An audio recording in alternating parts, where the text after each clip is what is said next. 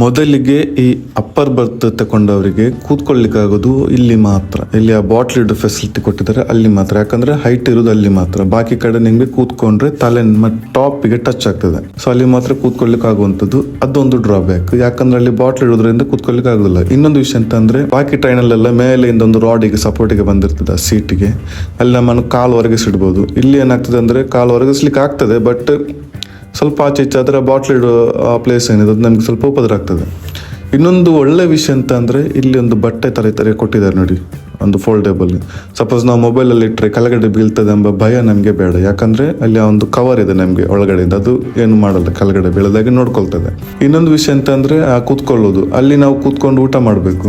ಊಟ ಮಾಡುವಾಗ ಸ್ವಲ್ಪ ಆಚೆ ಈಚೆ ತಿರುಗಿದ್ರು ಉಂಟಲ್ಲ, ಹಿಂದುಗಡೆ ಬಾಟ್ಲ್ ಹೋಲ್ಡರ್ ಅಂತಿದೆ, ಅದು ಪ್ಲಾಸ್ಟಿಕ್ ಇದು, ಸ್ವಲ್ಪ ಆಚೆ ಈಚೆ ಆದರೂ ತುಂಡಾಗ್ತದೆ. ಇವಾಗ ನನ್ನ ಬೆನ್ನು ತಾಗಿ ಉಂಟಲ್ಲ, ಸ್ವಲ್ಪ ಕೆಳಗಡೆ ಮೇಲೆಲ್ಲ ಆಯ್ತು. ನಾನು ಸಿಕ್ಕಿಸ್ಲಿಕ್ಕೆ ತುಂಬ ಟ್ರೈ ಮಾಡಿದೆ, ಮತ್ತು ಆಮೇಲೆ ಹಾಗೆ ಬಿಟ್ಟೆ ನಾನು. ಸೊ ಅದೊಂದು ಡ್ರಾಬ್ಯಾಕ್ ಆಯ್ತು. ಮತ್ತು ನೀರು ಕುಡ್ಲಿಕ್ಕೆ ನೀವು ಹಳೆ ಕಾಲದ ರಾಜರು ಅರಮನೆಯಲ್ಲೆಲ್ಲ ದ್ರಾಕ್ಷಿ ತಿಂತ ಇದ್ರಲ್ಲ, ಆ ಒಂದು ಪೊಸಿಷನಲ್ಲಿ ಮಲಗಿ ನೀವು ನೀರು ಕುಡಿಬೇಕಾಗ್ತದೆ.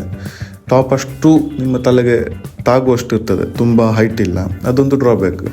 ಮತ್ತು ಆ ಬಾಟ್ಲು ಹೋಲ್ಡ್ರ್ ಹಾಗೆ ಸ್ಟೀಲ್ದು ಇಡ್ಬೋದಿತ್ತು ಈ ಪ್ಲಾಸ್ಟಿಕ್ಕಿಂತ. ಸ್ಟೀಲ್ ಇಟ್ಟರೆ ನಮಗೆ ನೋವಾಗ್ತದೆ ಹೊರತು ಅದು ತುಂಡಾಗ್ತಾ ಇರಲಿಲ್ಲ. ಇದು ಇವಾಗ ಹೇಗಂದರೆ ಪ್ಲಾಸ್ಟಿಕ್ ಇದು, ನೀವು ಊಟ ಮಾಡ್ತಾ ಅಲ್ಲಿ ಕೂತ್ಕೊಂಡು ಊಟ ಮಾಡೋದು ಸ್ವಲ್ಪ ಆಚೆ ಈಚೆ ತಿರುಗುವ, ನೀರು ತಗೊಳ್ಳುವ ಅಂತೇಳಿ ತಿರುಗಿದ್ರೆ ಇದು ನಿಮ್ಮ ಬೆನ್ನಿಗೆ ತಾಗಿದ್ರೆ 2 ತುಂಡು.